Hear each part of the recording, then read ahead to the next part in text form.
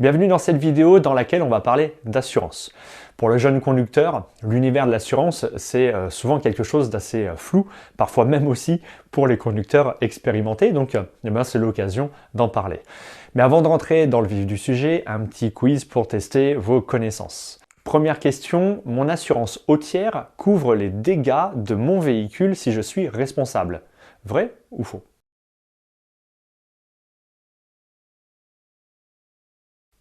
Deuxième question, je prête mon véhicule à un ami qui provoque un accident. C'est son assurance à lui qui va indemniser ou mon assurance? C'est mon malus qui va augmenter ou c'est son malus à lui?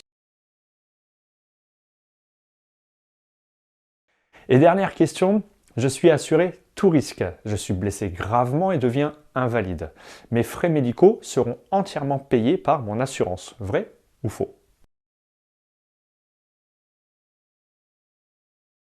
Pas facile ces questions. Allez, c'est parti, je vous explique tout ça. Tout d'abord, il faut savoir qu'en France, une seule assurance est obligatoire, c'est ce qu'on appelle la responsabilité civile, ce que les gens appellent souvent être assuré au tiers. La responsabilité civile a un seul but, indemniser les autres en cas d'accident provoqué par votre véhicule. Je viens de dire provoqué par le véhicule. C'est le véhicule qui est assuré, pas le conducteur. Vous verrez un peu plus loin, un peu plus tard, pourquoi c'est important d'avoir bien compris ça. Imaginons que le véhicule, votre véhicule percute un véhicule garé, puis un poteau électrique, puis finisse dans une boulangerie. L'assurance du conducteur, qui a donc assuré son véhicule au minimum, au tiers, remboursera tous les frais du véhicule qui était garé, mais aussi le remplacement du poteau électrique et enfin tous les frais pour la réparation de la boulangerie. Par contre, les dégâts de son propre véhicule ne seront pas pris en charge. Au tiers, on indemnise les dégâts qu'on cause aux autres. Point. Au passage, les autres, ce sont aussi les passagers de son propre véhicule, les passagers des autres véhicules, bref, tout hormis son propre véhicule. Voilà, ça c'est le minimum obligatoire en France, la responsabilité civile. Même exemple, mais dans l'autre sens. Un conducteur percute votre véhicule, c'est son assurance responsabilité civile qui couvrira les dégâts de votre véhicule puisque vous n'êtes pas responsable même si vous étiez au tiers. Maintenant, il est tout à fait possible de faire en sorte que si on cause un accident, les dégâts de son propre véhicule soient aussi pris en charge. C'est la garantie tout accident, ce que les gens appellent tout risque, ce qui est une erreur d'ailleurs, on va voir pourquoi. Donc, avec cette garantie, si vous êtes responsable d'un accident, les dégâts de votre véhicule seront pris en charge par votre assurance. Quand on a un véhicule assez récent et que quand on sait que le montant des réparations monte très facilement à plusieurs milliers d'euros, même pour des accidents basiques, ça peut être très important d'assurer ses propres dégâts. Alors par contre, cette garantie n'est pas aussi tout risque que les gens le pensent. Cette garantie ne concerne pas par exemple tout ce qui est vol, incendie, bris de glace, catastrophe naturelle. Donc pensez à vérifier si vous avez souscrit à la garantie tout risque, ou plutôt tout accident, que les points que je viens de vous citer à l'instant sont pris en charge. Bien sûr, en termes de coût à l'année, entre être assuré juste au tiers et être assuré tout risque, la différence est très importante et c'est logique. Parmi les garanties supplémentaires dont je ne vous ai pas parlé, il y a aussi la garantie corporelle, aussi appelée garantie conducteur, il y a plusieurs noms en fonction des assurances. Ce n'est pas un sujet très gai, mais il faut y passer. Imaginons que vous êtes responsable d'un accident et que vous n'êtes blessé que très légèrement. Vous allez à l'hôpital, poignet cassé, mince. Ce qu'il faut savoir, c'est qu'on est en France, donc tous vos soins médicaux, radio, scanner, médicaments, infirmière à domicile, tout ou presque est pris en charge par la sécurité sociale et votre mutuelle. Donc vous n'avez rien à débourser ou quasiment rien. Tout va bien. Maintenant, imaginez un accident plus grave qui vous rend par exemple handicapé d'une main, d'une jambe ou plus grave encore. Vous perdez par exemple l'utilisation d'un membre. Ce qu'il faut savoir, c'est qu'il y a des plafonds au niveau de la sécurité sociale. Au-delà de ces plafonds, les frais ne sont plus remboursés. Par exemple, des frais de rééducation, certains frais d'hospitalisation. Je ne parle même pas de l'achat d'un fauteuil roulant électrique pour les cas les plus malheureux. Et en plus de tout ça, perdre en partie l'utilisation d'un membre vous empêchera peut-être d'exercer votre métier et nécessitera de changer de métier. Bref, c'est toute une vie qui est perturbée et un quotidien qui est chamboulé. En souscrivant à une garantie conducteur, vous choisissez de vous protéger vous. Parce que c'est bien de protéger votre véhicule, mais voilà, c'est que du matériel, hein, ça se remplace. Par contre, vous, c'est plus compliqué.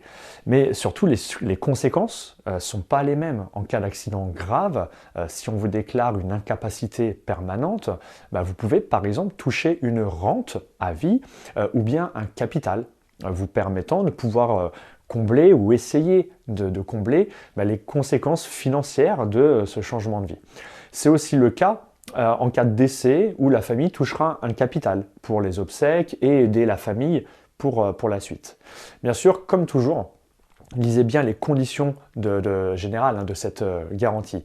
En fait, il y a notamment un taux d'incapacité. 1 pouce en moins et vous êtes déclaré à X% d'invalidité. Un bras inutilisable et c'est X%. En fonction de ce taux, le montant de votre indemnisation variera. Il y a quelques minutes, j'ai dit que cette garantie corporelle était une garantie supplémentaire. Beaucoup pensent qu'ils ont cette garantie corporelle parce qu'ils sont tout risque. Mais attention, ça n'a rien à voir. La tout risque ou tout accident couvre uniquement les dommages du véhicule, pas vos blessures. Voilà, donc je peux que vous encourager à vérifier votre contrat et voir si vous avez cette garantie corporelle. Et avant de finir avec ça, vos passagers qui pourraient être blessés dans un accident dont vous êtes le responsable seront couverts par votre responsabilité civile. Donc même si vous n'avez pas souscrit de garantie corporelle, pas de panique, vos passagers sont bien couverts en illimité comme les autres passagers et les autres conducteurs autour de vous. Alors, il y a plein d'autres garanties supplémentaires, mais je ne vais pas m'étaler dessus. On peut citer donc la garantie vol, incendie, bris de glace, catastrophe naturelle, assistance dépannage et puis bien d'autres. Maintenant, je voudrais aborder un sujet souvent mal maîtrisé. Prêter son véhicule. La question est simple. Comment ça se passe si la personne à qui vous avez prêté votre véhicule provoque un accident avec? C'était la deuxième question de notre quiz. Ce qu'il faut bien avoir compris, c'est que le véhicule est assuré pour les dommages qu'il pourrait créer. Et ce contrat est au nom d'une personne, l'assuré. Donc si le véhicule provoque un accident, quel que soit le conducteur, c'est le contrat de l'assuré qui rentrera en jeu pour indemniser les autres. Donc même si c'est un ami qui conduit votre véhicule et qui a lui-même un véhicule assuré à son nom par exemple, mais là il conduit votre véhicule, donc c'est votre assurance qui sera en jeu, pas la sienne. Et en allant un peu plus loin, on peut parler du bonus-malus. C'est un coefficient lié à l'assuré et au véhicule. Quand on assure pour la première fois un véhicule, en tant que jeune conducteur, on part avec un coefficient de 1 et on paye par exemple 1 000 € par an. Au fil des ans, ce coefficient diminue de 5% par an, ce qui diminue la cotisation annuelle. Mais en cas d'accident responsable, j'ai bien dit responsable, ce coefficient remonte de 25%. Donc votre cotisation annuelle aussi, elle remonte de 25%. Ce qui fait assez mal. Donc si un ami provoque un accident avec votre véhicule, c'est votre bonus-malus, votre coefficient et votre cotisation qui en prennent un coup, pas le sien. Bon, puisqu'on parle depuis tout à l'heure d'accident, je vous propose de voir comment on remplit un constat. Si possible, mettez pause et allez récupérer votre certificat d'assurance, la carte verte, la carte grise également, et puis votre permis. Comme ça, vous pourrez regarder sur vos propres documents. Allez, on se met en situation. Vous circulez sur un axe prioritaire et vous arrivez sur une intersection en croix assez basique. Les usagers venant de chaque côté ont un cédé-le-passage. Un conducteur arrive de votre droite, il vous voit mais décide de s'engager. Et malheureusement, il est trop proche, impossible pour vous de vous arrêter, vous le percutez. Forcément, avec l'impact, vous avez mal au cou et un peu au poignet. Après de courtois échanges avec le conducteur, vous vous lancez dans le remplissage du constat. Alors comment on s'y prend? Premièrement, si vous regardez bien, chaque cadre est numéroté, ce qui permet de ne rien oublier si on fait ça dans l'ordre. Donc premier et deuxième cadre, vous indiquez la date et le lieu de l'accident. Pour le lieu, indiquez la ville, voire si possible la rue. Troisième cadre, s'il y a des blessés. Au début, je vous ai dit que vous aviez mal au cou et au poignet. Même si ça vous paraît léger, indiquez quand même oui. Parce qu'on ne sait jamais si par la suite, vous avez des complications. Au moins, vous pourrez prouver que ça vient de là. Quatrième cadre, s'il y a des dégâts autres que à d'autres véhicules ou objets. Par exemple, un véhicule garé, du mobilier urbain, des poteaux. Cadre 5, très important, les témoins. Ça permettra aux assurances et aux forces de l'ordre de pouvoir les contacter si besoin. Essayez toujours d'avoir des témoins, et notamment autres que vos propres passagers. Ensuite, on rentre dans le vif du sujet. Vous avez deux colonnes, une pour chaque véhicule. Peu importe qui est le véhicule, A ou B. Chacun remplit sa colonne. Cadre 6, l'assuré, c'est-à-dire à qui appartient le contrat d'assurance. Pour vous qui êtes en conduite accompagnée, c'est souvent les parents. Le nom se trouve sur le certificat d'assurance. Ensuite, cadre 7, le véhicule. Tout ça se trouve sur le certificat d'immatriculation, la carte grise. Par exemple, Renault Clio. Cadre 8, la société d'assurance. Là encore, c'est indiqué sur le certificat d'assurance. Donc le nom, le numéro de contrat qu'on trouve dans ce cadre, ce long numéro. Le numéro de carte verte, c'est ce code à 4 caractères. Ensuite, la date de validité, ici à gauche. L'agence éventuellement. Les dégâts matériels sont-ils assurés par le contrat? Ça dépend de votre contrat. Si vous ne savez pas, ne mettez rien. C'est franchement pas grave. Ensuite, le cadre 9, le conducteur. En conduite accompagnée, il faut indiquer le conducteur légal du véhicule. Ici, c'est l'accompagnateur, pas l'élève. Concernant le numéro de permis, il se trouve ici, pareil, celui de l'accompagnateur. Et la catégorie de permis concernée lors de l'accident, ici donc le permis B. Vous pouvez également indiquer le nom de l'élève, entre parenthèses, au cas où pour l'assurance. On continue avec le cadre 10. C'est à partir de là qu'il ne faut pas se tromper. Dans notre cas à nous, il est probable que le choc ait eu lieu tout bêtement à l'avant du véhicule. Donc on dessine une flèche vers l'avant. Cadre 11, les dégâts apparents. Indiquez ce qui est cassé, ce que vous voyez visuellement, phare, pare-choc, capot. Rassurez-vous, si vous oubliez des choses, c'est pas grave. Un expert viendra vérifier ce qu'il y a précisément à changer. Ça, c'est son métier. Cadre 12, on va mettre des petites croix. Lisez bien chaque ligne. Si elle vous correspond, cochez la case. Dans notre cas, le conducteur venait de notre droite, donc on coche la case 16 pour lui. Ensuite, indiquez le nombre de croix en bas, 0 pour vous et 1 pour l'autre conducteur. Ensuite, cadre 13, on va faire des dessins. Donc on dessine l'intersection, les deux voitures, avec un triangle à l'intérieur pour savoir où est l'avant, et une flèche indiquant le sens de circulation. Pourquoi pas le nom des rues, si un expert a besoin de venir sur place, on ne sait jamais. Dans le cadre 14, ajoutez, si vous le souhaitez, des informations. Mettez ce que vous voulez, si cela peut aider les assurances à mieux comprendre. Et enfin, cadre 15, le plus important, la signature. Si vous êtes d'accord, signez le constat. Dans ce cas, impossible de revenir en arrière. Vous avez signé, vous êtes d'accord.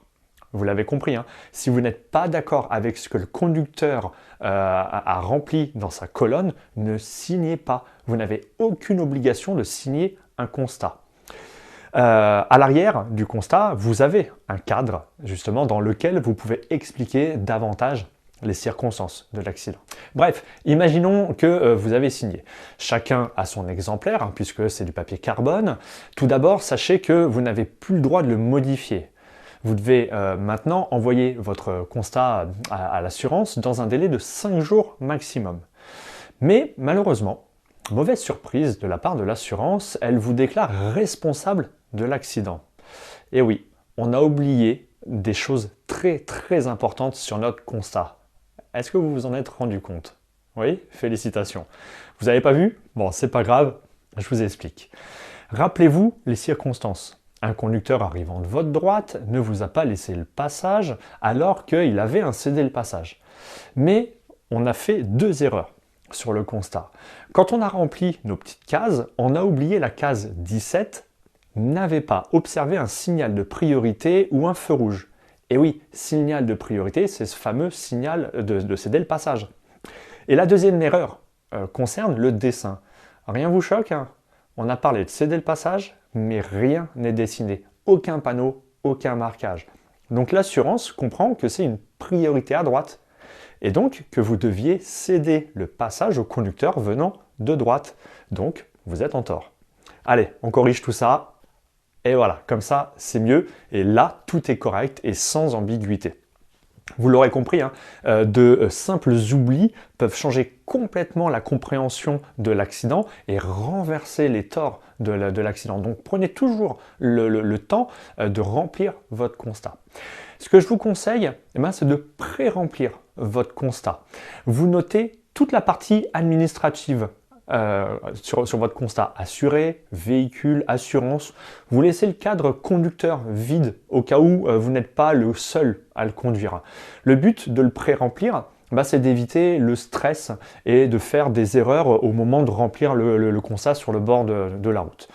Et enfin, vérifiez bien ce que remplit le conducteur dans la partie administrative pour être sûr que les infos ne soient pas fausses et qu'ils ne disparaissent pas dans la nature sans donner signe de vie. Une bonne pratique, c'est de prendre une photo de la plaque d'immatriculation de l'autre voiture. Au moins, vous avez les coordonnées du propriétaire.